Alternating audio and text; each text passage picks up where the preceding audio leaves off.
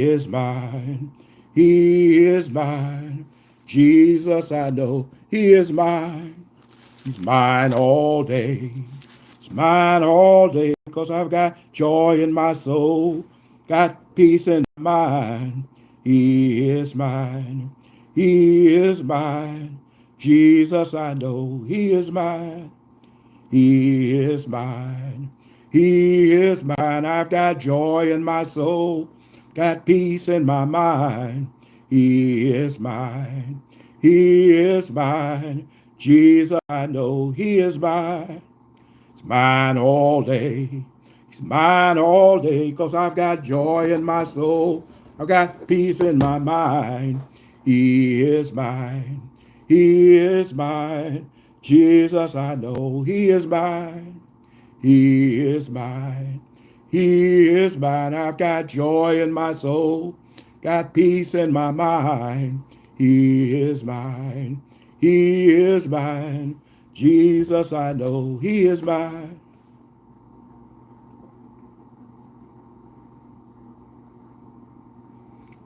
Oh, I'm running, running, running. I can't tarry. Oh, I'm running, running, running. I can't tarry. Oh, I'm running, running, running. I can't tarry.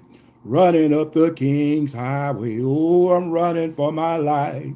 I can't tarry. Oh, I'm running for my life. I can't tarry, oh, I'm running for my life.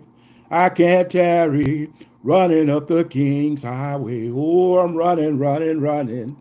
I can't tarry, oh, I'm running, running, running. I can't tarry, oh, I'm running, running, running.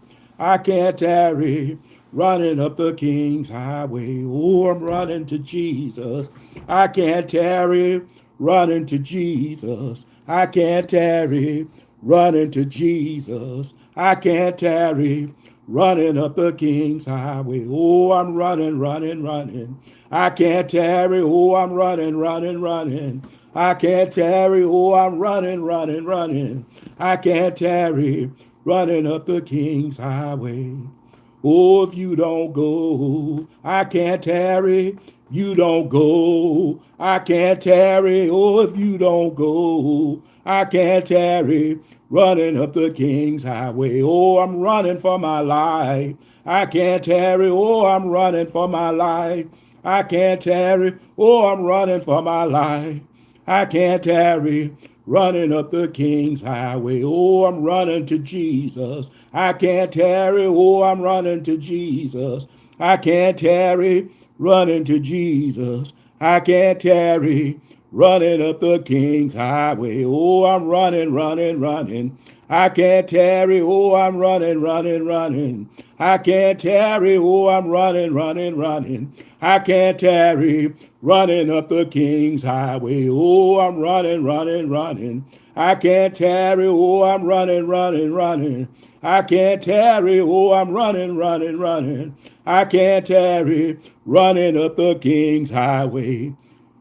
Oh, my mother don't go. I can't tarry if my mother don't go. I can't tarry if my mother don't go. I can't tarry, running up the King's Highway. Oh, my father don't go. I can't tarry if my father don't go. I can't tarry if my father don't go. I can't tarry, running up the King's Highway. Oh, I'm running, running, running. I can't tarry. Oh, I'm running, running, running. I can't tarry. Oh, I'm running, running, running. I can't tarry, running up the King's Highway. Oh, I'm running to Jesus. I can't tarry. Oh, I'm running to Jesus. I can't tarry. Oh, I'm running to Jesus. I can't tarry, running up the King's Highway. Oh, I'm running, running, running. I can't tarry. Oh, I'm running, running, running. I can't tarry. Oh, I'm running, running, running. I can't tarry, running up the King's Highway. Oh, my brother don't go. I can't tarry if my brother don't go. I can't tarry if my brother don't go. I can't tarry, running up the King's Highway. If you come in the room, please like and subscribe. Oh, my sister don't go. I can't tarry if my sister don't go. I can't tarry if my sister don't go. Bless you, Weston. Bless you. Grand Fondo. No, I'd win. I don't know what you're talking about, bro. Devin, God bless you. Chicken Master. All right. I like draw. Okay. God bless all of you today. We thank God for you. We thinking on today, we want to talk on the subject of integrity. They say integrity is what you do and what you show when nobody's watching you. And that's the thing that's so lacking today in the world, that most people don't have really any true integrity. Principles and values that you live by, things that you hold dear when nobody's watching you. You're going to do what's right, regardless of what other people say or do. You're going to hold to what you know is right and true. Nobody can shake you or deter you from doing what you got deep down in your soul. We talked about it a little earlier today, and I'm going to go back and reiterate some of the points that I talked about earlier today from the book of Job. That was a man in the land of Uz by the name of Job. He was a perfect and an upright man, one of which God even testified of him. I'm going to read just the first few verses of the first chapter of Job as we start here tonight. There was a man in the land of Uz whose name was Job. And that man was perfect and upright, and one that feared God and eschewed evil. And there was born unto him 7 sons and 3 daughters. And his substance was 7,000 sheep, and 3,000 camels, and 500 yoke of oxen, and 500 she asses, and a very great household, so that this man was the greatest man of all the men of the east. This was a man of great integrity, and the scriptures say he was a perfect and an upright man, one of which God testified. And it was so that when the days of their feasting were gone about, that Job sent and sanctified them, and rose up early in the morning, and offered burnt offerings according to the numbers of them all. For Job said, it may be that my sons have sinned and cursed God in their hearts. Thus did Job continually. This is a man of integrity, what we're talking about here. He did things when nobody was watching, when nobody was looking, to keep his household straight before God. He said he didn't know, he hadn't seen his sons committing his sin or know that they had strayed from God, but he said they might have done it in their hearts. He may not even be aware of it, but he offered sacrifices unto God for the number of them all continually. At least they might have cursed God in their hearts so that God would pardon their sin, so that they wouldn't be destroyed for a lack of things they'd done. This he did continually. Now there was a day when the sons of God came to present themselves before the Lord. And it says, and Satan also presented himself. And the Lord said unto Satan, whence comest thou? And the Lord said, from going, and Satan said, from to and fro the earth, walking up and down in it. And the Lord said unto Satan, hast thou considered my servant Job? Now the devil had been walking to and fro the earth, seeking out whom he may devour. He'd been picking on weak folks. He'd been attacking and destroying people's lives. And the Lord said unto Satan, since you've been looking for somebody that you're going to wage war with, have you considered my servant Job? This is what God said. I got a strong man here that fears me, that loves me, keeps my commandments. Why don't you pick on somebody your own size? Why don't you pick on somebody that's strong in God? And this is what God said to Satan. And the Lord said unto Satan, hast thou considered my servant Job, that there is none like him in the earth, a perfect and an upright man, one that fears God and eschews evil? Then the devil answered God with this, he says, the Lord said, does Job fear God for naught? In other words, yeah, he's a strong man. He's a perfect and upright man because you have protected him. You've given him so much. Hast thou not made an hedge about him, about his house, and about all the things that on every side, that thou hast blessed the works of his hand, and the substance is increased in the land? He said, but if you put forth your hand now and touch all that he hath, he will curse you to thy face. Well, who wouldn't curse an enemy of his? The devil tried to get God to act upon Job. He said, if you will touch him. But if you notice, God did not do that. Satan said, if you will touch his substance, if you will put your hand against everything he does, he'll curse you to your face. God did not act upon him and take Satan upon that offer. God had told Satan, he said, have you considered my servant Job? And then God told him this.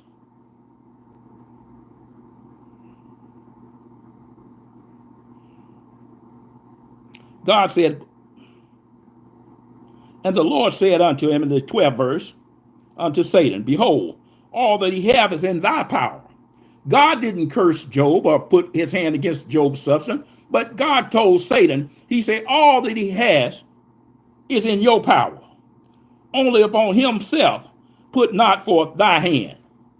So Satan went forth from the presence of the Lord, and there was a day when the sons of his sons and daughters, were eating and drinking wine in their eldest brother's house, and there came messengers unto Job and said, the oxen were plowing, and the asses were feeding beside them, and the Sabaeans fell upon them and took away, yea, they have slain thy servants with the edge of the sword, and lo, I alone have escaped. They took away his asses and his oxen, and he said he was alone left to tell him. While he was yet speaking, boy, you talking about being hit with one thing right after another. While he was yet speaking, here comes another one saying, the fire of God is fallen from heaven and have burned up the sheep and the servants and come consume them, and I alone am escaped to tell thee. And while he was yet speaking, the third thing tragedy happened. There came another saying, the Chaldeans made out 3 bands and fell upon the camels and have carried them away and slain the servants with the edge of the sword, and I alone am escaped to tell thee. And while he was yet speaking, the fourth thing happened. The sons and their daughters were eating and drinking wine in their eldest brother's house, and behold, there came great wind from the wilderness, the house, and it fell upon them, and the young men are dead, and I alone have escaped to tell thee. Then Job arose and rent his mantle, and shaved his head, and fell down to the ground and worshipped, and said, naked came I out of my mother's womb, and naked shall I return thither. The Lord gave, and the Lord hath taken away. Blessed be the name of the Lord. Even though God has allowed Satan to attack all his substance, he's lost all of his possessions. And his children are now been told to him to be dead. Job shaved his head, rent his mantle, shaved his head, and rather than cursing God, he worshiped God. He fell down and worshiped God. He gave God thanks and he gave God praise. And he said, naked came I from my mother's womb. He came into this world with nothing. And he said, naked shall I return. So he realized that everything he had, it already belonged to God. God had only lent it to him and allowed him to enjoy it for a while on this earth. He said, and naked shall I return. And he said, the Lord hath given and the Lord hath taken away. He said, blessed be the name of the Lord. In all this Job sinned not, neither did he charge God foolishly. And then in 2nd chapter says, and again, there was a day when the sons of God came to present themselves before the Lord, and Satan came also amongst them to present himself before the Lord. And the Lord said unto Satan, from whence comest thou? And here's the Satan, same answer. It said, from to and fro the earth, and from walking up and down it. And the Lord said unto Satan, hast thou considered my servant Job, that there is none like him in the earth, a perfect and an upright man, one that feareth God and escheweth evil? And still, although you have moved me, allowed me to move against him, and you have attacked all his substance, and say he still holds in his integrity. He still holds to his integrity. Although thou movest me against him to destroy him without a cause.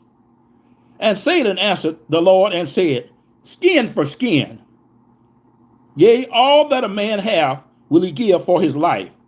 But put forth thine hand now, and touch his bones and his flesh, and he will curse thee to thy face. Once again, Satan is trying to get God to attack Job, and God doesn't do it.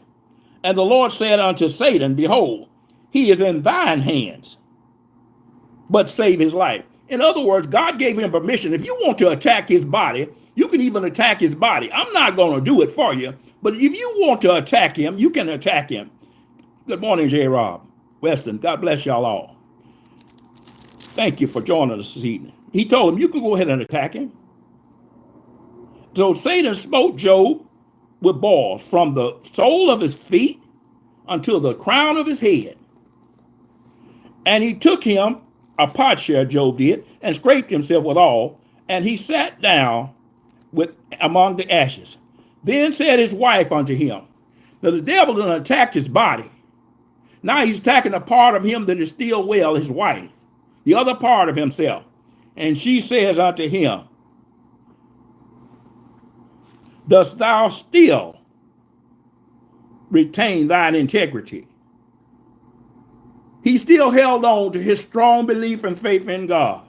And his wife said, will you still hold on to your integrity? She told him to curse God and die. You done suffered enough.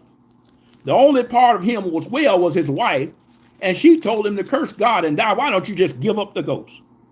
But Job, he said unto her, thou speakest as one of the foolish women speaketh. What shall we receive good at the hand of God, and shall we not receive evil? In all this Job did not sin with his lips.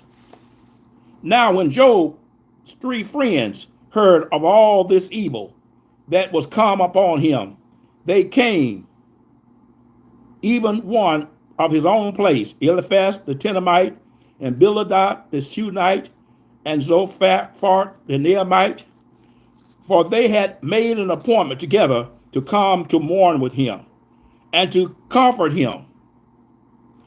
And when they lifted up their eyes afar off and knew him not, they lifted up their voice and wept, and they rent every one his mantle and sprinkled dust upon their heads toward heaven.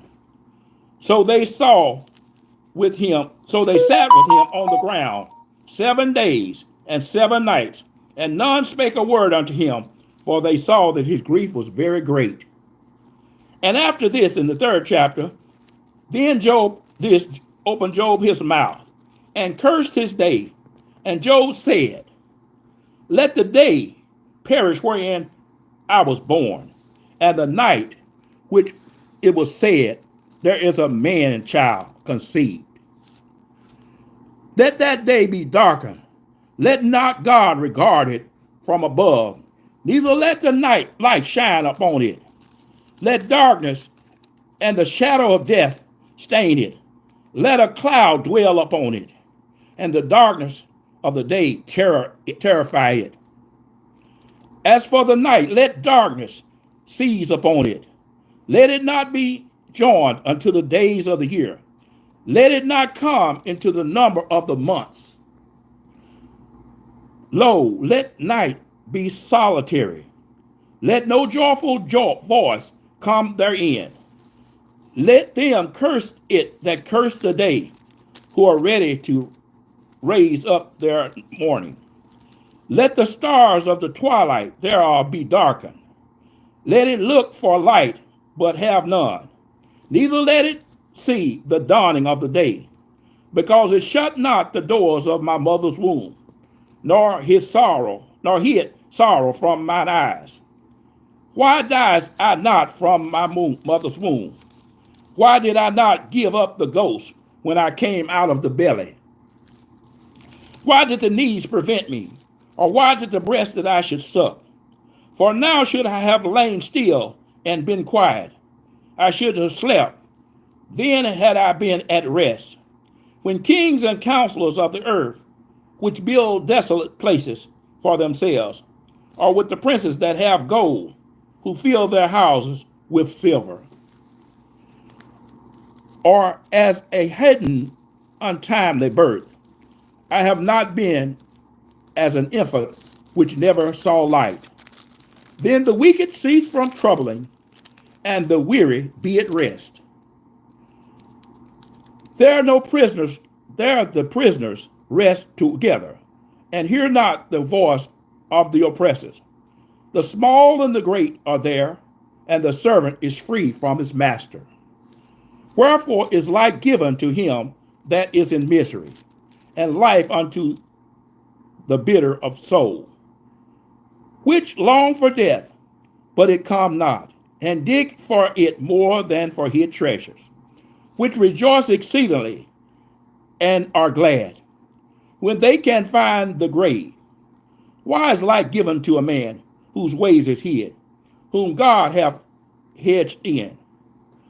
For my sign come before I eat, and my roarings are poured out like water. For the thing that I feared most is come upon me, and that which I was afraid of is come unto me. I was not in safety, neither had I rest, neither was I quiet, yet trouble come. And now his friends start to speak to him. Then Eliphaz the Temanite answered him and said, If we assuage thee to commune with thee, wilt thou be grieved? But who can withhold himself from speaking? For behold, who hath instructed many, and has strengthened the weak hands? Thy words have upholden him that was fallen, and thou hast strengthened the feeble knees. But now it cometh upon thee. But now is come upon thee, and thou faintest. It toucheth thee, and thou art troubled. Is not this thy fear, thy confidence, thy hope, and thy uprightness of thy ways? Remember, I pray thee, whoever perish, being innocent, or whether the righteous cut off. Even as I have seen, that ploweth iniquity and soweth wickedness, reapeth the same. This is where Job's friends got wrong. So I see y'all fail to believe me. Yes, this friend, he was trying to tell Job that if you did right, you wouldn't have suffered these things. You have strengthened others in the times of past, but now these things have become upon you, and now you're troubled by them, and now you're fainting. But Job knew it was not because of sin, but his friends were accusing him. Even as I have seen, that plow of iniquity and sow of wickedness reap the same. But the blast of God perish, and by the breath of his nostrils are they consumed. The roaring of the lion and the voice of the fierce lion and the teeth of the young lion are broken. The old lion perished for lack of prey, and the stout lion whelps are scattered abroad.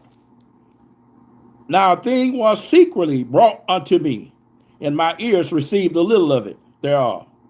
In the thoughts from the visions of the night, when deep sleep falleth upon men, fear came upon me, and trembling, which made all my bones to shake. Then a spirit passed before me, my face, and the hairs of my flesh stood up. It stood still, but I could not discern it from whence it come. Therefore, in the image was before mine eyes. There was silence. I heard the voice saying, Shall a mortal man be more just than God? Shall a man be more pure than his maker? Behold, he put no trust in his servants, and the angels he charged with folly. How much less is there in them that dwell in the house of clay, whose foundation is in the dust, which are crushed before the mouth. They are destroyed from morning or to evening, and perceive forever without any regard. Doeth not they excellency which is in them go away? They die even without wisdom. He said, Call now, if there be any that will answer thee. And to which of the saints wilt thou turn? For wrath killeth the foolish man, and envy slayeth the silly one. I have seen the foolish taken root, but suddenly I curse his habitation. His children are far from the safety, and they are crushed in the gate. Neither is there any to deliver them. Who harvests the hungry, eat it up, and take it even out of the thorns. His friends gave him a whole lot of teaching here, a whole lot of talking. But it was no help in that, because it was nothing that Job had done was wrong. He was giving him a whole lot of words. So we're going to skip on down to the sixth chapter here, and where Job began to answer his friend. Because his friend told him at the end of the fifth chapter here, he said, "Thou should come to thy grave in a full age, like a shock of corn cometh in the season. Lo, this we have searched it. So it is. Hear it, and know thou it for thy good." And this is what Job responded to him. He said, "But Job answered and said, Oh, that my grief were thoroughly weighed, and my calamity laid in the balance together. For now I would be heavier than the sands of the sea. Therefore my words are swallowed up. For the arrows of the Almighty are within me, and the poison whereof drinketh up my spirit. The terrors of God do set themselves in array against me. Doeth the wild ass bray when he have grass, or loweth the ox when he have fodder? Can that which is unsavory be eaten without salt? Or is there any taste in the white of an egg? The things that my soul refuses to touch are as my sorrowful meat. Oh, that I might have my request, and that God would grant me the thing that I long for, even that I would please God to destroy me, that he would let loose his hands and cut me off. Then should I have comfort, yea, I would have hardened myself in sorrow. Let him now spare, for I have not concealed the words of the Holy One." In other words, Job telling him, these things that happened to me did not happen to me because I have committed any sin. Don't think that I have done something wrong that I have concealed from God or from man. What is my strength that I should hope? And what is my end that I should prolong my life? Is my strength the strength of a stone, or is my flesh of brass? Is not my help in me? And is wisdom driven quiet from me? To him that is afflicted, pity should be shown from his friends. But he forsaketh the fear of the Almighty. His friends have come here and accused him rather than showing him pity and mercy. My brethren have dwelt deceitfully as a brook, and as the streams of the brook they pass away, which are blackish by reason of the ice, and where is the snow is hid. What time then wax warm? They vanish when it is hot. They are consumed out of their place. The path of their ways are turned aside.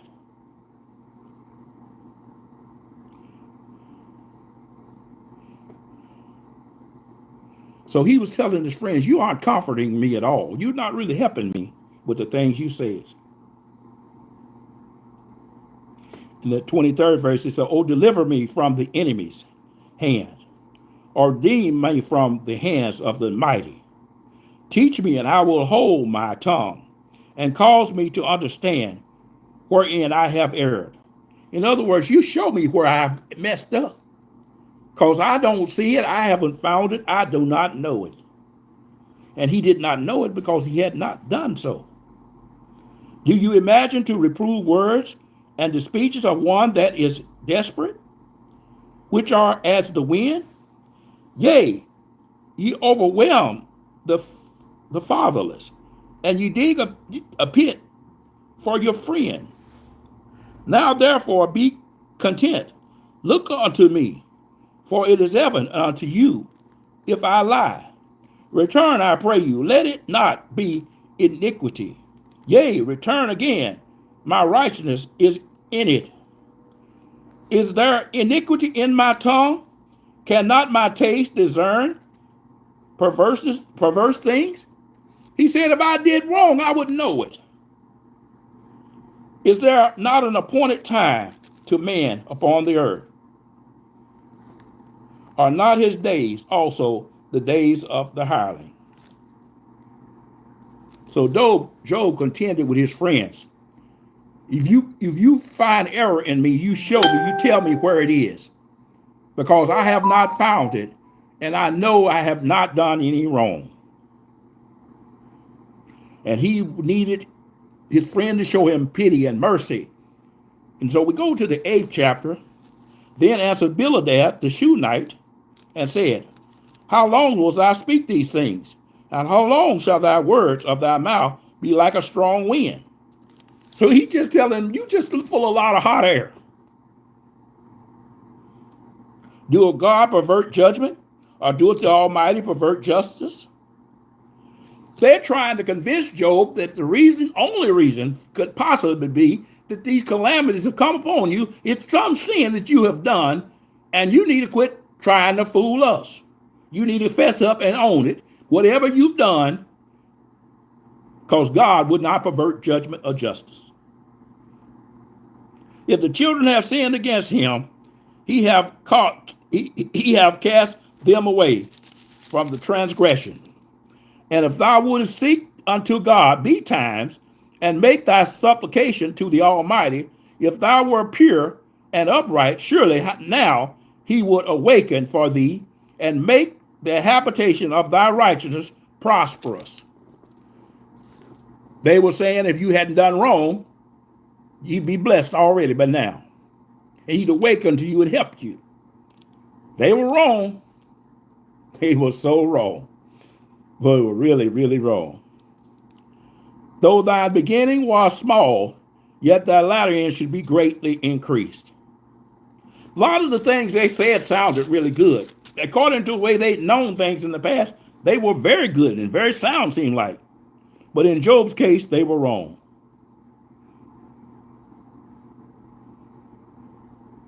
And he was saying how the enemies would be brought to naught and shame and all that. All the things they said when I first read this the first time. I knew that God delivered Job and God blessed him and God gave him twice as much substance he had before. He was a perfect and upright man for God. But his friends made it sound like, Job, you just need to repent and you'd be all right. But they were so wrong.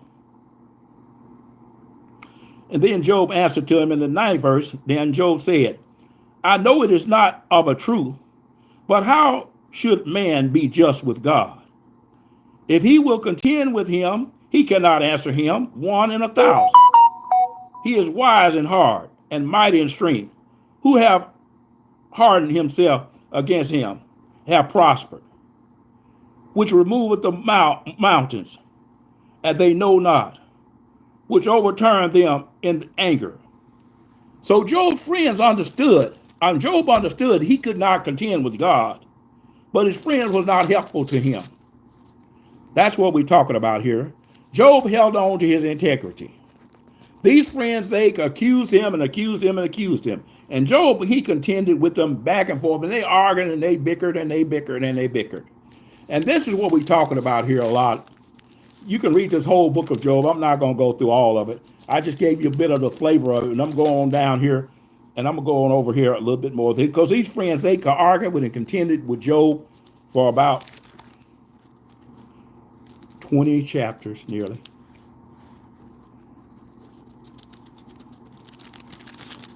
And I'm going to go on over here and we're going to talk about this little young man who came with Job's 3 friends. Job had 3 friends who made an appointment to come and talk with him.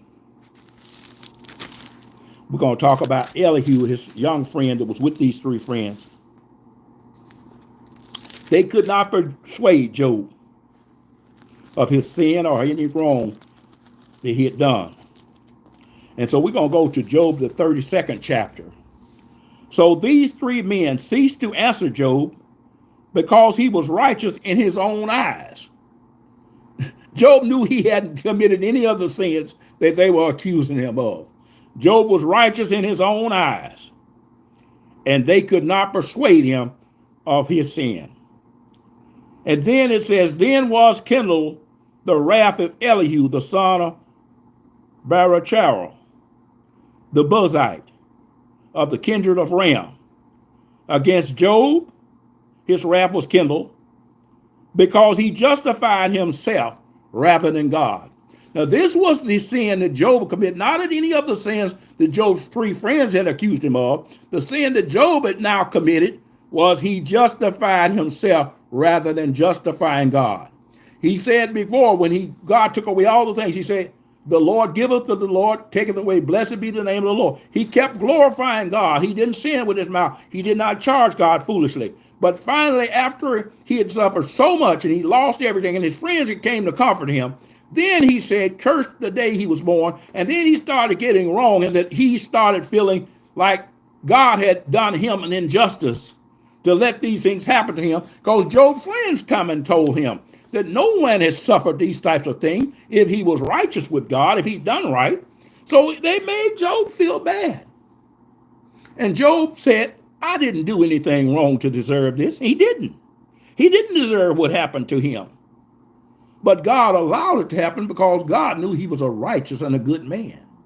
God allowed the devil to attack him and do these things to him, against him. And Job did not understand it.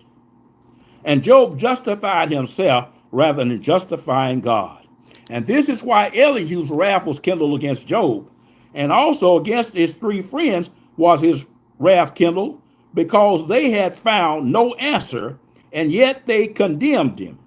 They had condemned Job. And this is the problem. Lots of times people will condemn you, they will attack you, and when you're suffering, Job said to his friends, he said, mercy and pity should be shown to his friends, one who's suffering and going through. They didn't show him mercy. They didn't show him pity. They didn't bring him a gift. They didn't do anything to bind up his wounds. They didn't put anointment or salve on him. They just sat with him in dust and ashes for 7 days and could not say a word. They didn't help him. And so he was troubled. And so Elihu, this friend, says to him, you didn't show him where his error was. You couldn't tell him, but you condemned him. You couldn't tell him where he was wrong, but you condemned him yet the same. Now Elihu had waited till Job had spoken, because they were elder than he. And when Elihu saw that there was no answer in the mouth of these three men, then his wrath was kindled. And Elihu the son of Barachel the Buzite answered and said, I am young, and ye are very old. Wherefore I was afraid, and does not show you my opinion. I said days should speak, and multitude of years should teach wisdom. But there is a spirit in man, and the inspiration of the Almighty giveth them understanding. Great men are not always wise, neither do aged understand judgment. Therefore say I, hearken to me, and will show you mine opinion. Behold, I waited for your words. I gave ear to your reasons, whilst ye searched out what to say. Yea, I attended unto you, and behold, there was none of you that convinced Job, or that answered his words. Lest ye should say, we have found out wisdom. God thrust him down, not man. What happened to Job was something God allowed. Now he that have not directed his words against me, neither will I answer him with your speeches. They were amazed. They answered no more. They left off speaking. While I have waited for thee, speak not, but stood still and answered no more. I said I will answer also my part. I will show mine opinion, for I am full of the matter. The spirit within me constrains me. Behold, my belly is as wine, hath no vent, is ready to burst like a new bottle. I will speak that I may be refreshed. I will open my lips and answer. Let me not, I pray you, accept any man's a person, neither let give flattering titles unto men. For I know not to give flattering titles. In so doing, my Maker would soon take me away. Job's young friend told him what he needed to hear.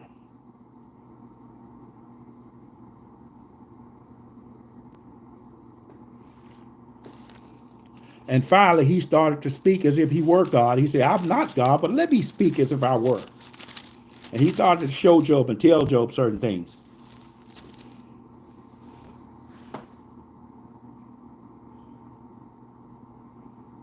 In the 35th chapter, he says, Elihu spake moreover and said, thinkest thou this is right, that thou sayest, my righteousness is more than God's?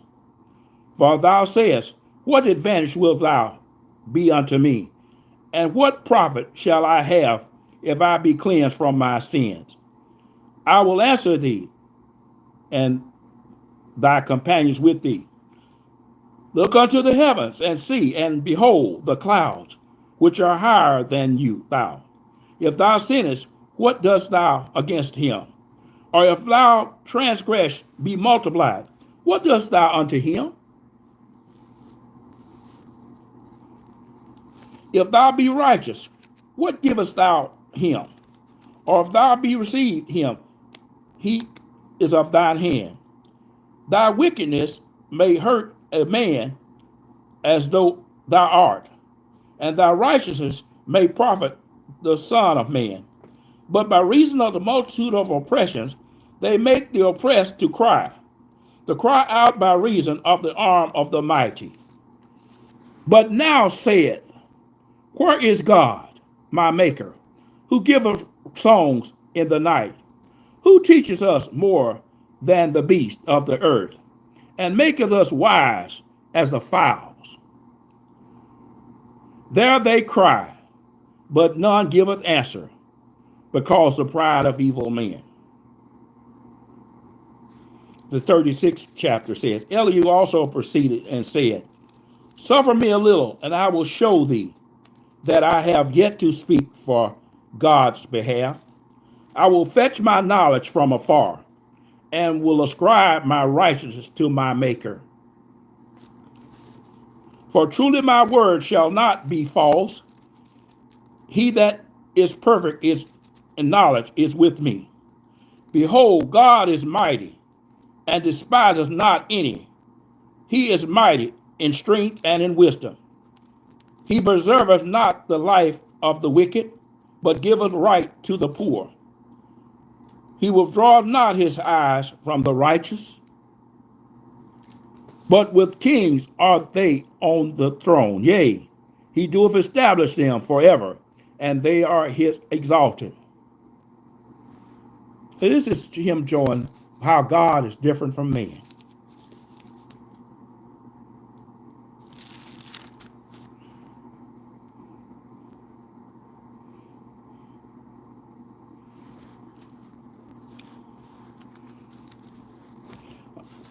Elihu calls Job's three friends to be silent and Job to be silent. And he's speaking here now.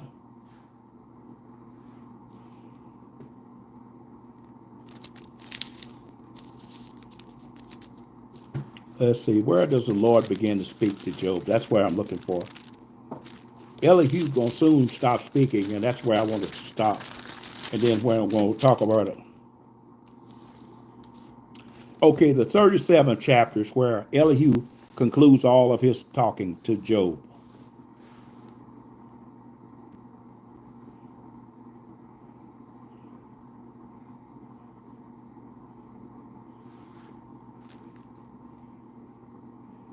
Let's just really start here at about the 37th chapter and the 20th verse. Shall it be told him that I speak? If a man speak, surely he shall be swallowed up.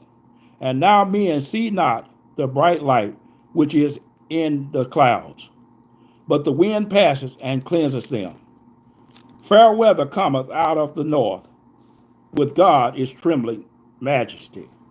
Touching the Almighty, we cannot find him out. He is excellent with power and in judgment, and plenty of justice he will not afflict.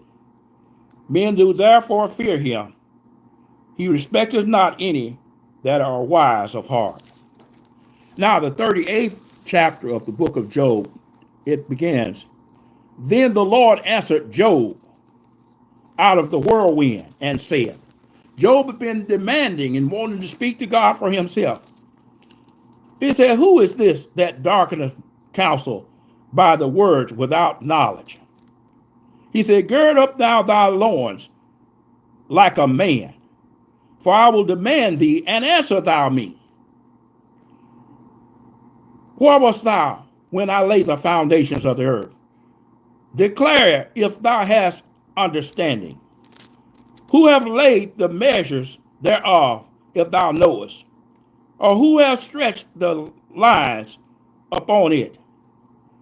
Whereupon are the foundations there fastened? Or who laid the correct stones thereof? When the morning stars sang together, and all the sons of God shouted for joy. He's asking Job, where was you when any of this happened? And then we know the latter end that God blessed Job with twice as much as he had. Job said, I repent in sackcloth and ashes. He said he had spoken ignorantly out of knowledge, lack of knowledge. Man cannot be greater than his maker. We thank God for the blessing, reading, and hearing, doing of his word tonight. We'll talk to you again later. So.